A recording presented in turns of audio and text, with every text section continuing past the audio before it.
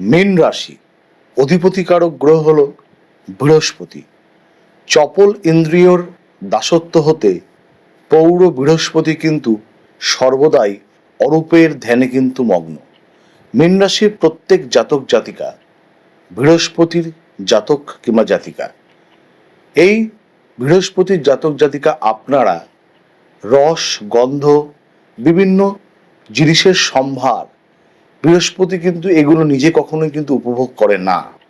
বৃহস্পতি বিভিন্ন রকমের রূপ, রস, গন্ধ, মাধুর্যতা এগুলোর স্থূল আত্মার দর্শন করান মাত্র। তাই মীন রাশির জাতক জাতিকা কিন্তু অত্যন্ত কিন্তু গুণী হতে পারেন। প্রত্যেকটা ক্ষেত্রে কিন্তু তারা যে কোনো জিনিসের প্রতি তার আত্মাকে দর্শন করতে কিন্তু সর্বদাই প্রচেষ্ট হন। এই মীন রাশির জাতক জাতিকা জুলাই মাস বিশেষ করে 5টি ক্ষেত্রে এই রাশিফল কীরকম যেতে পারে থাকবে এই ভিডিওর মাধ্যমে আপনাদের জুলাই মাসের সম্ভাব্য রাশিফল। চলুন জেনে নেওয়া যাক। काली तारा महाविद्या शरसी भवेनेश्वरी भैरवी छिन्नमस्ता च विद्या धूमावती तथा बगला सिद्ध विद्या च मातंगी कमलायिका एतादशो महाविद्या सिद्ध विद्या प्रकीर्तिता। मंगलमयी करुणामयी मा तारा सकलेर मंगल करो मा। जय मा तारा।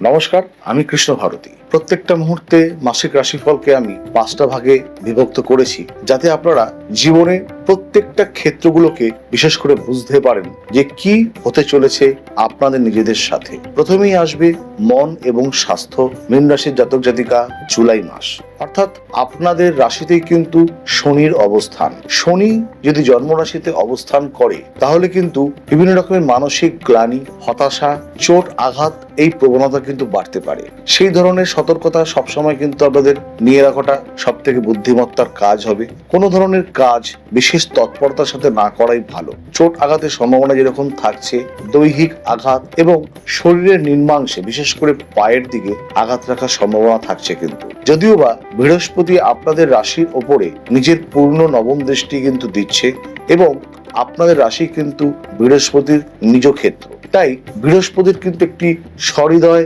একটি অভিব্যক্তি এবং সবসময় নজর কিন্তু আপনাদের উপর থাকবে।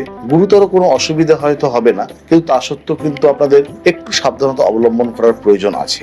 যারা শিক্ষা জীবনের সাথে যুক্ত জুলাই মাস মীন রাশির ক্ষেত্রে, অর্থাৎ আগামী 7ই জুলাই থেকে যখন বুধ আবার মিথুন রাশিতে যখন চলে আসবে, তখন কিন্তু আপনাদের শিক্ষায় স্বক্ষেত্রস্থ বুধ অত্যন্ত ভালো ফল কিন্তু দিতে পারে যারা এডুকেশনের সাথে যুক্ত আছে। এবং যেহেতু পঞ্চমের বৃহস্পতি উচ্চস্থ অবস্থায় আছে, তাই মীন রাশির প্রত্যেকটি জাতক জাতিকা এই জুলাই মাস যারা বিশেষ করে একটু উঁচু স্তরে যারা লেখাপড়া করতে চাইছে কিংবা ভালো প্রতিষ্ঠানের সাথে নিজেকে যুক্ত রাখতে চাইছে, তাদের কাছে কিন্তু এই জুলাই মাস একটি ভালো সময় হতেই পারে।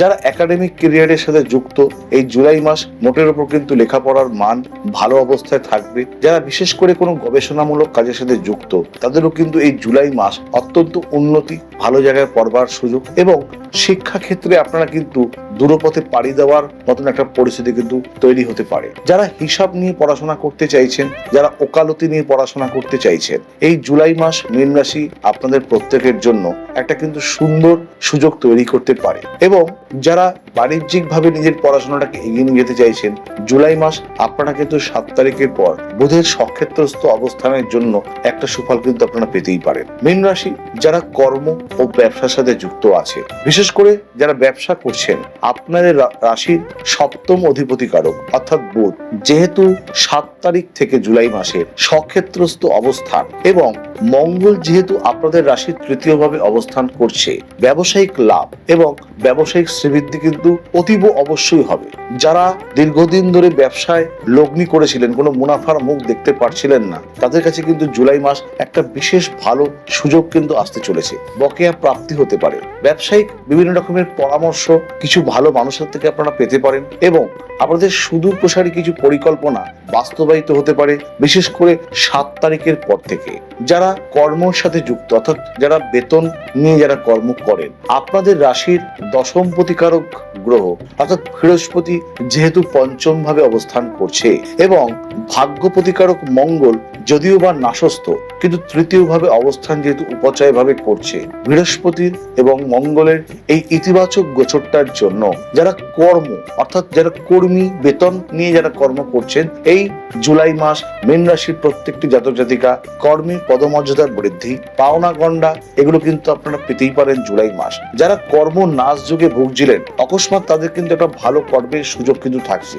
বিশেষ করে আপনাদের কর্ম প্রতিকারক গ্রহ উচ্চস্থ অবস্থায় রয়েছে এবং কর্ম যে গ্রহটা দেখে বিশেষ করে শনি, এই বৃহস্পতি এবং শনি একটা শুভ প্রেক্ষা কিন্তু অবশ্যই গোচরে চলছে, যার শুভ ফলাফল কিন্তু আপনারা প্রত্যেক জাতক জাতিকে কিন্তু পেতেই পারেন। তবে হ্যাঁ, জন্মছকে আপনাদের কর্ম প্রতিকারক গ্রহ কি অবস্থায় আছে এটা কিন্তু বিবেচ্য বিষয় এবং তার সাথে বৃহস্পতি এবং শনি এই যে গোচরে যে একটা সুফল দিচ্ছে, সেই বৃহস্পতি এবং শনি আপনাদের জন্মকালীন কোন অবস্থায় আছে সেটাও কিন্তু বিচার্য বিষয়। যদি নেতিবাচক থাকে তাহলে কিন্তু সেগুলো নিয়ে কিন্তু অবশ্যই পর্যালোচনা করার প্রয়োজন আছে। মীন রাশি, প্রণয় এবং দাম্পত্য জীবন জুলাই মাস কিরকম যেতে পারে? বিশেষ করে আপনাদের রাশিতে যেহেতু উচ্চস্থ বৃহস্পতি পঞ্চম ভাবে যেহেতু গোচর দিচ্ছে, তাই প্রণয় সম্পর্ক এই ধরনের কিছু ভালো খবরাখবর আপনারা পাবেন। একটা সুখের বাতাবরণ কিন্তু সৃষ্টি হতে পারে। যারা আপনাদের থেকে মুখ সরিয়ে নিয়েছিল তারা নিজেদের ভুল বুঝতে পেরে আপনাদের কাছে কিন্তু আসতে পারে। নতুন বন্ধু স্থাপন হতে পারে, আধ্যাত্মিক বিকাশ হতে পারে, প্রণয়ের লাভ,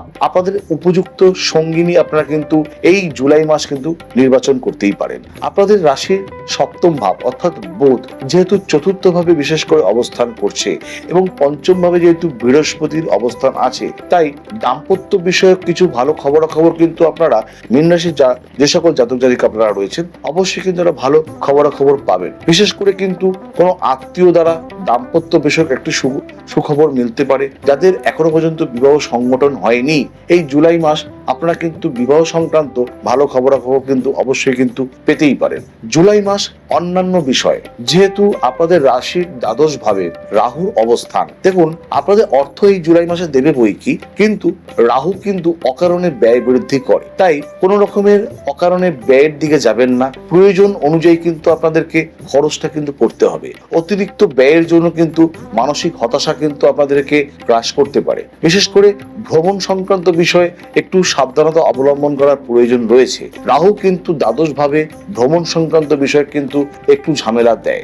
মঙ্গল যেহেতু আপনাদের ভাগ্য প্রতিকারক গ্রহ এবং সেই মঙ্গল যেহেতু নাশস্থ হলো, যদিও সেটা উপচয় ভাবে, কিন্তু কিছু ক্ষেত্রে অবাঞ্ছিত ঝামেলা, কলহ, বিবাদ এবং কিছু আইনি কিংবা ব্যাংকিং কিংবা নথিপত্র সংক্রান্ত এই ধরনের সমস্যা কিন্তু আপনাদের আসতে পারে। তাই কোনো বিবেচনা করবার আগে আপনাদেরকে কিন্তু নিজের সিদ্ধান্তগুলোকে খুব ধীরে ধীরে নিতে হবে। কোনো রকমের কিন্তু বাকবিতণ্ডা কারোর সাথে করা যাবে না। খুব ধীরে চলো নিজেদের বিভিন্ন যদি সিদ্ধান্ত আপনারা নিতে পারেন, তাহলে কিন্তু এই আপনাদের রাশির সাপেক্ষে যেহেতু ষষ্ঠ ভাবে কেতু কিন্তু মানুষকে কিন্তু অতিরিক্ত সম্মান মর্যাদা দেয়। আপনারা কিন্তু অপ্রত্যাশিত ভালোবাসা এবং মান মর্যাদা কিন্তু পেতেই পারেন, কারণ ষষ্ঠ ভাবে কেতু কিছু ক্ষেত্রে গুপ্ত সত্যতা দিলেও আপনারা কিন্তু সেটা অতিক্রম করতেই পারবেন। ষষ্ঠ ভাবে কেতু কিন্তু মানুষকে সম্মান ভোগ দেয়, পদমর্যাদাও কিন্তু বিশেষ করে দেয় কর্মের দিক থেকে। তাই প্রত্যেকটা ক্ষেত্রে কিন্তু আপনাদের কিন্তু সাবধানী হওয়া অবশ্যই প্রয়োজন রয়েছে। আশা করি আপনাদের প্রত্যেকের